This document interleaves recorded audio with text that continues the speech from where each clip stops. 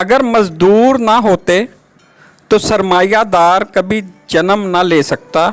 ये सिर्फ उन्हीं की मेहनत का नतीजा है।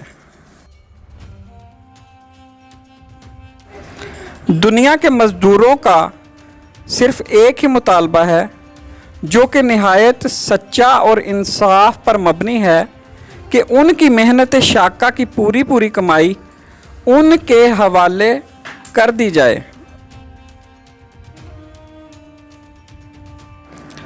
ये अजीब इंसाफ है कि मेहनत शाका और गंदे काम करने वालों को सबसे कम मजदूरी मिलती है और आसान काम करने वालों को खासी उजरत दी जाती है।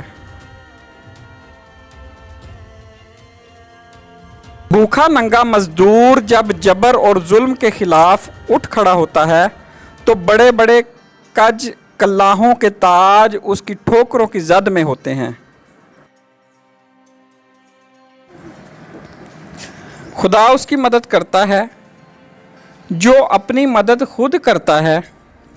काहिल शख्स को वो मरने देना ही ज़्यादा पसंद करेगा।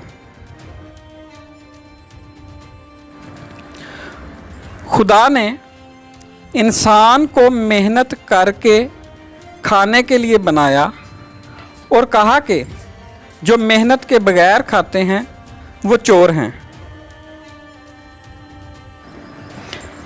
मेहनत से इंसान के जौहर खुलते हैं और वो मुश्किल से मुश्किल काम को आसानी और खूबी से अंजाम दे लेता है।